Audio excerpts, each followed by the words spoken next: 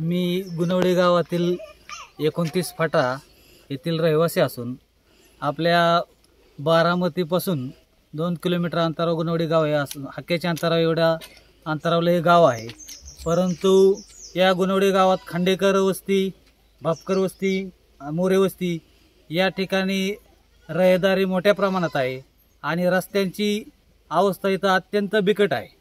आम्ही महाराष्ट्राचे मुख्यमंत्री उपमुख्यमंत्री अजितदादांना वारंवार विनंती करून की रस्ता दुरुस्त व्हावा किंवा रस्ता नवीन व्हावा यासाठी विनंती केली आणि त्यांनी निधी देखील मंजूर केला, परंतु प्रशासनाला आम्ही रस्ता केव्हा करणार असं विचारण्यात आल्यावर ते फक्त टाळाटाळीची उत्तर देतात की आता रस्ता निधी मंजूर झाला आहे आणि करू काम चालू, असं त्यांनी वारंवार टाळण्याचा प्रयत्न केला किंवा टाळतायत।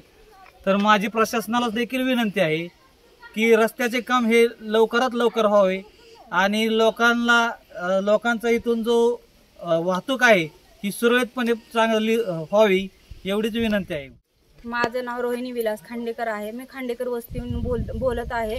आमच्या गुणवडी गावचा रस्ता खूप खराब आहे। रस्ते शेजारी विहीर आहे, लहान लहान मुलं आहेत, परत रस्त्यात भरपूर पाऊस पडला का चिखल होतोय, गाड्या घसरतात।